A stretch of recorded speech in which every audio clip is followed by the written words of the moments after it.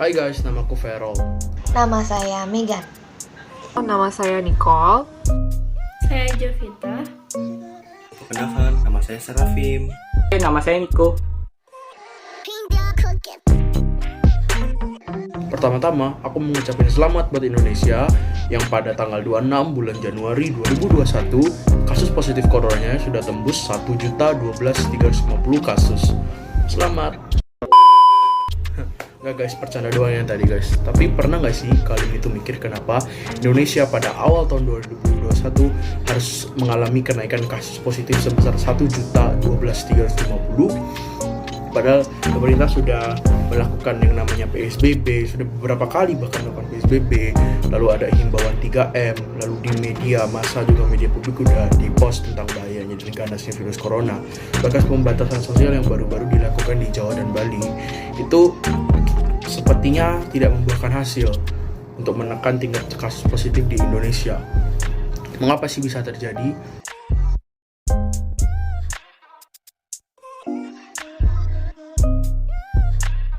Di Indonesia, corona sudah mulai masuk pada Maret 2020 dan sekarang kita sudah mau memasuki bulan Maret pada tahun 2021 yang artinya virus ini sudah 1 tahun. Dengan jangka 1 tahun, pemerintah mengimbau untuk diam di rumah, lalu melakukan physical distancing, social distancing. Rakyat Indonesia mulai merasakan kebosanan yang luar biasa.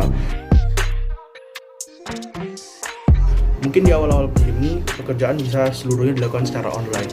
Namun tidak dipungkiri bahwa segala macam pekerjaan juga kadang harus dilakukan secara offline.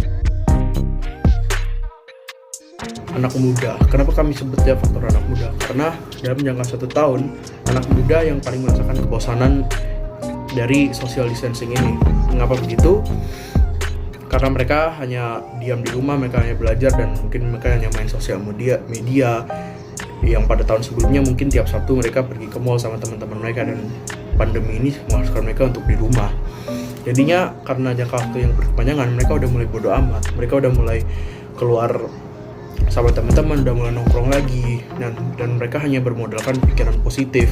Oh ya nggak apa-apa lah, yang ini nggak kena kok, istirahat aja nanti sembuh. Jadi yang saya amati, banyak orang kadang mereka pakai baju yang sama untuk keluar rumah dan pulang kembali mereka nggak ganti bajunya. Mereka nganggap cuci tangan sama pakai masker itu udah fine, udah nggak kena virus corona. Padahal virus corona bisa juga menular melalui barang-barang di sekitar kita. Maka dari itu kadang itu yang hal sepele itu yang mereka nggak perhatikan dengan baik, sehingga tiba-tiba lah kok bisa kena corona padahal udah cuci tangan, padahal udah pakai masker. Tapi mereka mungkin nggak pada ganti baju, atau nggak ada barang-barang yang mereka bawa dari luar, mereka nggak sanitasi waktu pulang ke rumah. Yaitu yang menyebabkan tingkat kasus positif corona di Indonesia menaik dan memuncak pada tahun 2021 dengan 1 juta kasus. Sebagai makhluk sosial, tentunya kita memerlukan adanya physical interaction dan juga tatap muka dengan sesama kita. Sehingga kami mendapatkan ide unik ini yang dimaksudkan untuk memaksimalkan physical interaction dengan sesama, namun aman dan terlindungi sehingga leluasa berinteraksi dengan dunia luar. Sosial adalah ide tersebut.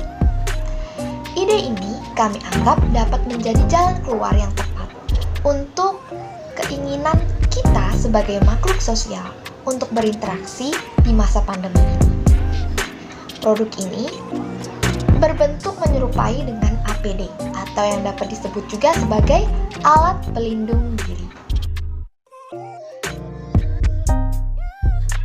Sebenarnya inovasi produk kami itu apaan sih? Nah, inovasi produk kami terletak pada bagian desainnya. Produk kami bisa dipakai untuk umum, bukan hanya untuk tim medis saja, dan tentu saja bisa dipakai kemana-mana.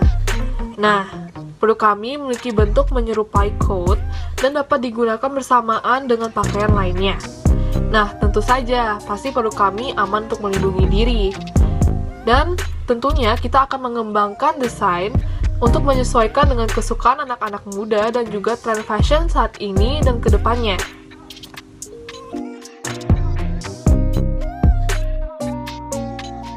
Informasinya gimana? Target pasar yang kami miliki adalah anak-anak muda. Alasannya karena anak-anak muda paling sering keluar rumah untuk bersosialisasi atau kumpul-kumpul. Sehingga tren-tren terbaru biasanya dikuasai oleh anak-anak muda.